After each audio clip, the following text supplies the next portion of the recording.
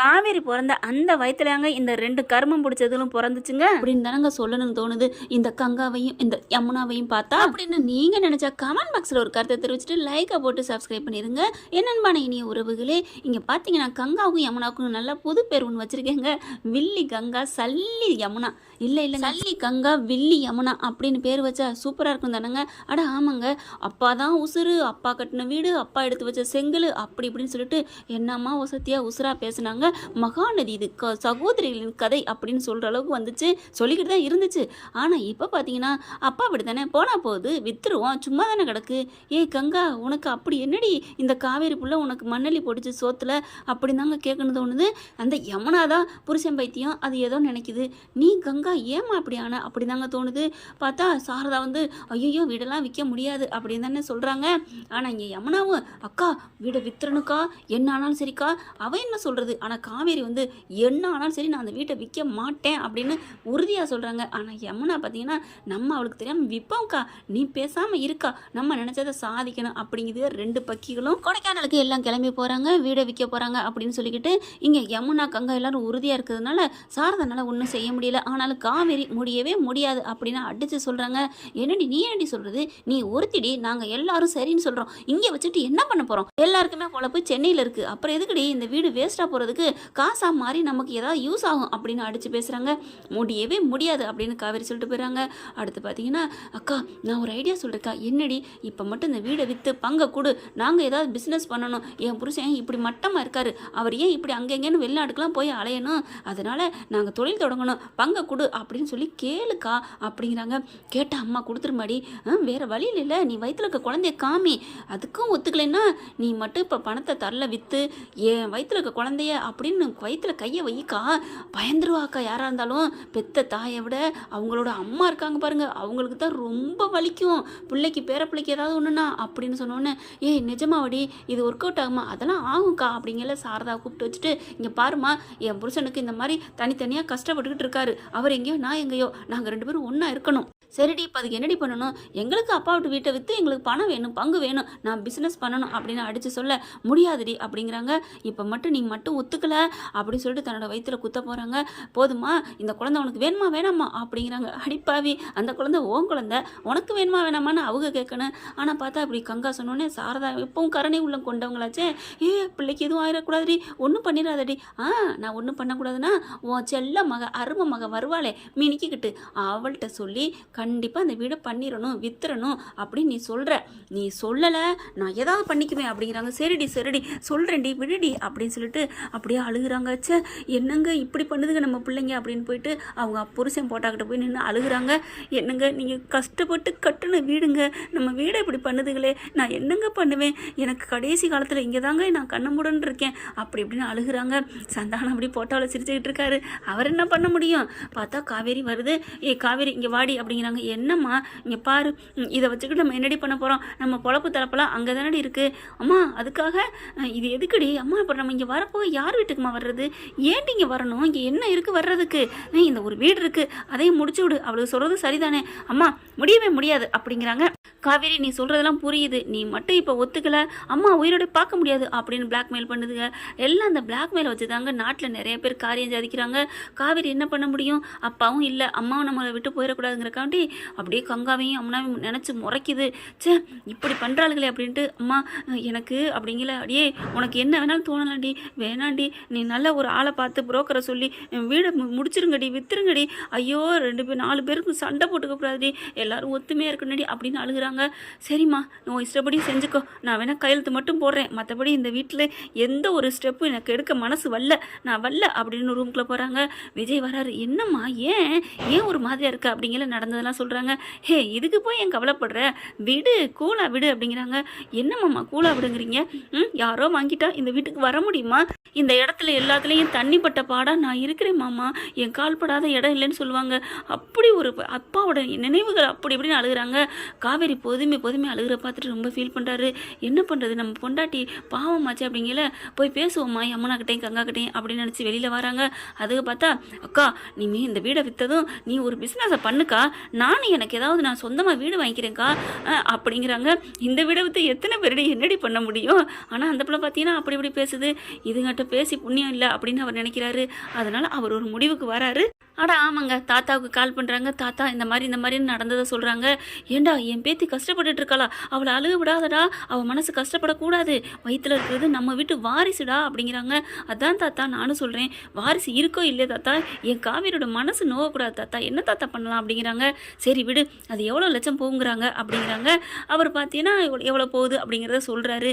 பார்த்தோன்னா இவ்வளோ தானே, விடு நான் உனக்கு அக்கௌண்ட்டுக்கு போடுறேன், நீ இல்லை அக்கௌண்ட்டுக்கெலாம் போட்டால் நீ எடுத்துக்கிட்டு இருக்க முடியாது, நான் ஆட்களை வச்சு கொடுத்து விட்றேன், நீ வாங்கிக்கடா, வாங்கிட்டு அந்த வீடை காவேரி பேரில் வாங்கி கொடுடா அப்படின்னு தாத்தா சொன்னோன்னே, தாத்தா ஐ லவ் யூ தாத்தா, நான் நினச்சி கூட பார்க்கல தாத்தா. டே நீ என்ன நினச்சி என்கிட்ட பேசுன்னு எனக்கு தெரியும்டா, என் பேரனோட மனசு எனக்கு தெரியாதா என்ன, நான் அங்கே தாண்டா குடியிருக்கேன், உன் மனசு முழுக்க நான் தாண்டா இருக்கேன், நீ என்ன நினைக்கிறேன்னு எனக்கு தெரியாதாடா. என்னடா விஜய், எங்களோட வாழ்க்கை ஃபுல்லாக நீனும் உன் பொண்டாட்டி காவேரியும் நாங்கள் வேத்துமே நினைக்கலடா, நீ எவ்வளோக்கு எவ்வளோ காவேரியை நேசிக்கிறியோ அதுக்கு முன்னாடியே நான் அவளை நேசிக்க விரும்ப ஆரம்பிச்சிட்டேன்டா.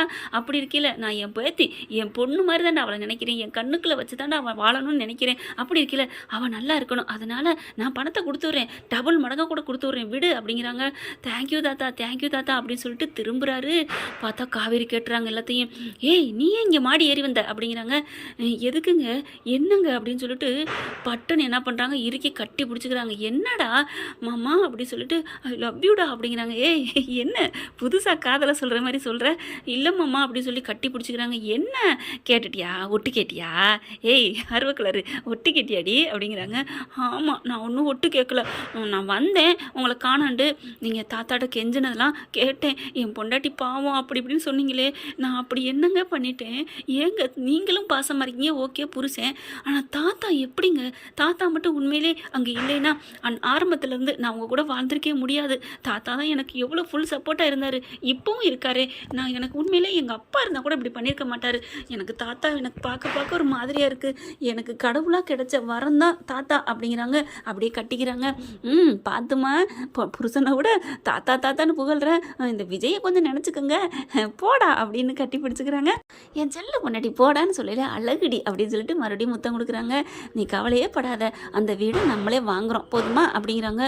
நம்மளே வாங்குறதா, எனக்கு என்னமோ அப்பாவா வச்சு அப்பா பேர்லேயே இருக்கிறதாங்க எனக்கு சந்தோஷமாக இருந்துச்சு அப்படிங்கிறாங்க. விடு நீ சொல்லிட்டில, நீ சொன்னால் நான் நிறைவேற்றாமல் விடுவேனா அப்படிங்கிறாங்க. அதே மாதிரி ஆட்களை சொல்லிடுறாங்க, வேலைக்கு வேலை பேசிடுறாங்க. இவங்க சொன்ன விலையை வாங்கிக்கிறேன்னு ஒரு ஆள் வந்துடுதுன்னு சொல்லிடுறாங்க. அப்புறம் நெடி அப்படின்னு சொல்லிட்டு பதிவு ஆஃபீஸுக்கு போகிறாங்க. அங்கே போனோன்னா எல்லாம் கையெழுத்துலாம் போட்டு கொடுக்குறாங்க. வேறு ஆள் வர்றாருங்க. ஆனால் விஜய் இல்லை, விஜய் வச்ச ஆள் வந்து வாங்குறாங்க. கையெழுத்து எல்லாரும் போட்டுறாங்க, பணத்தையும் கொடுத்துட்றாங்க, வாங்கிக்கிட்டு வர்றாங்க. காவேரியும் கையெழுத்து போடுது.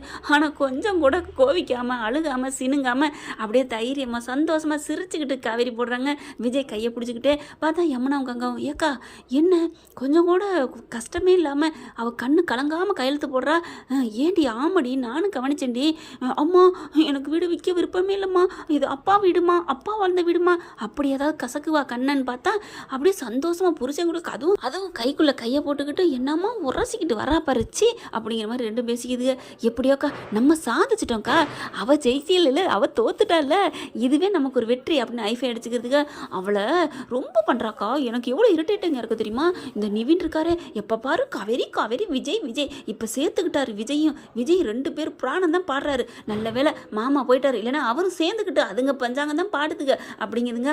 சாரதா பார்க்குது, உங்களுக்கெல்லாம் நல்லா வாடி இருக்குது, இப்படி பிரிச்சுட்டீங்களேடி, என் புருஷன் வாழ்ந்த வீட்டை வித்துட்டீங்களேடி, அம்மா வாமா அப்படி சொல்லிட்டு போகிறாங்க. பார்க்குறாங்க காவேரி விஜய் போ அப்படிங்கிற மாதிரி நிற்கிறாங்க. என்ன அவள் வராமல் அங்கேயே நிற்கிறா, அவள் எங்கேன்னா நமக்கு எனக்கு வாக்கா நமக்கு போவோம் அப்படிங்கிறாங்க.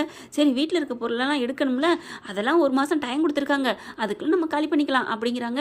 ஓ அப்படியா சொல்லிட்டு வீட்டுக்கு போயிடுறாங்க பணத்தை கொண்டுக்கிட்டு. பார்த்தா விஜயும் காவேரியும் கட்டிக்கிறாங்க. அப்புறமா அவங்களோட வந்தார் பார்த்தீங்களா ஆஃபீஸ்லேருந்து, சார் இப்போ என்ன சார் பண்ணுறது, என் பேருக்கு மாற்றணுமா, சும்மா சொன்னப்பா உன் பேருக்கு மாற்றணும்னா அதெல்லாம் தேவையில்லை, அவங்களோட கையெழுத்து போட்டாச்சு, இதை பத்திரமா வச்சுக்குவோம், இந்த பத்திரம் அப்படியே இருக்கட்டும் அப்படின்னு சந்தான பேரில் இருக்க பத்திரம் அப்படியே தான் இருக்குது. அதை கொண்டுக்கிட்டு வீட்டுக்கும் வர்றாங்க காவேரி விஜயும். வீட்டுக்கு வரையில் பார்த்தீங்கன்னா வந்ததுக்கப்புறம் எல்லாம் சகஜமாக பேசுகிறாங்கன்னு வைங்களேன். பாருங்களேன். அடுத்து பங்கை பிரிக்கிறாங்க. அம்மா பங்கை போடுமா அப்படிங்கிறாங்க. என்னடி பங்கை போட சொல்கிற? ஆமாம், பணத்தை எல்லாரும் சரி பங்கா பங்கிக்கணும்ல அப்படிங்கிறாங்க. 6 பங்கா போடுமா அப்படிங்கிறாங்க. 6 பங்கா? என்னடி சொல்கிற? ஆமாம், நாங்கள் 4 பேர், நீனும் பாட்டியும், உங்களுக்கும் ஒரு பங்கு கொடுக்கணும், நாங்களாம் நியாயஸ்தி தான் அப்படிங்கிறாங்க.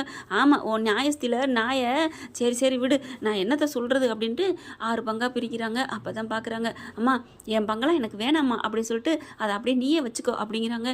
ஏண்டி எனக்கு வேணாம்மா, அப்பாவோட ரத்தம் எனக்கு எதுக்கு அப்படிங்கிறாங்க. பார்க்குறாங்க, ரொம்ப நல்லவ மாதிரி நடிக்கிறா பாரு, நடிக்காதடி நல்லவ மாதிரியே அப்படின்னு சொல்லிட்டு யமுனாவும் கங்காவும் பேசுகிறாங்க.